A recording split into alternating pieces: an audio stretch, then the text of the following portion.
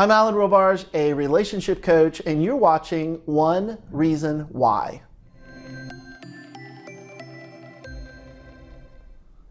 Let's talk about one reason why you can emotionally experience the intense feelings of your partner, especially if the relationship has ended and you're still longing and grieving and even wanting to return in relationship with that partner. You might find that you are internally experiencing intense emotions that are imagined to be what the other partner is feeling.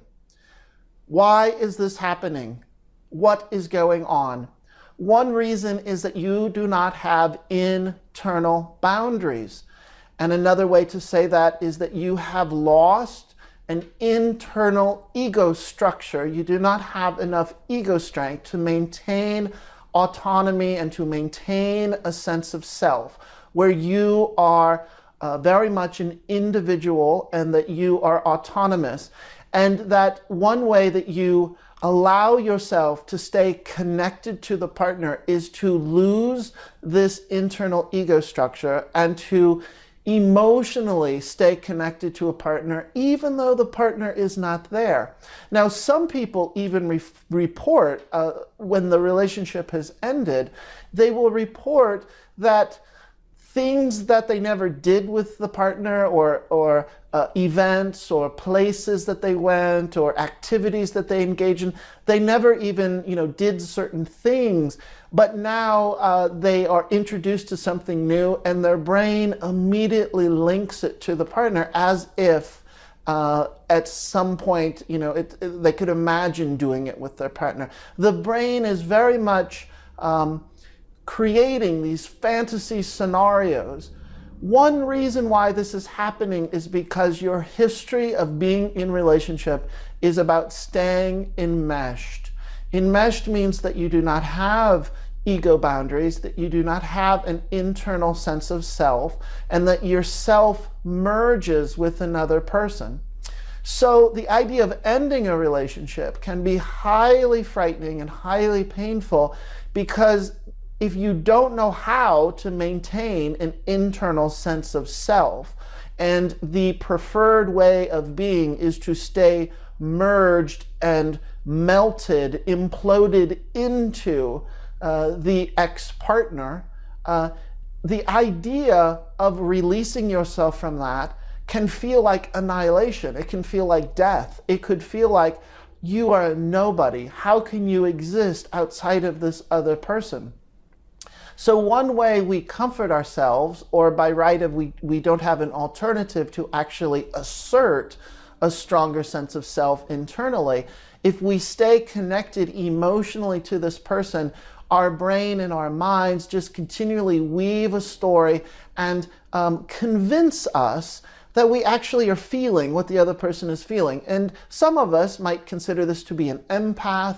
Some of us might consider this to mean that you're psychic.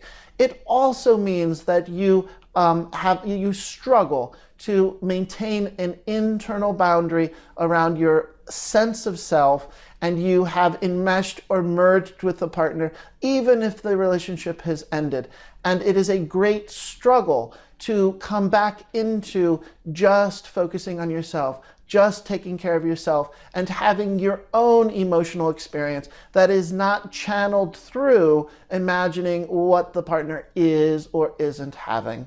So I hope that this was helpful. This explanation can be somewhat grounding because a number of people use this experience to affirm a kind of spiritual divine truth of why they're connected to this person. Some people use this experience to support and endorse a feeling of being psychic, and it's due to this highly, almost mystical quality of being an empath, or the mystical aspects of empathy that do more harm than good, because it confuses us into believing that there's this great profound purpose in staying connected with the person that is not there, with the person that we have already ended with.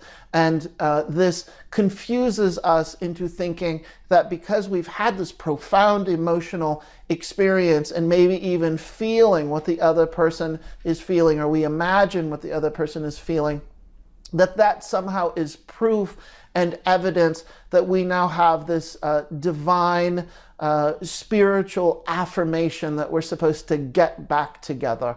Oftentimes what this actually does is just torture us longer, and it confuses us even more to find clear boundaries, to be rational and logical and say, this has ended, the relationship has ended, the feelings that I'm feeling are really being projected and imagined about what the other person is or isn't doing, and I'm doing this in order to stay emotionally connected, and I'm failing to take care of myself. I'm failing to have internal boundaries. I'm failing to support having a stronger ego structure and having stronger ego strength to differentiate from what's going on with this other person, and to affirm the relationship is over, the relationship has ended, or if perhaps you are still in a relationship, to affirm that the other person in fact needs their own separate life and you need your own separate life.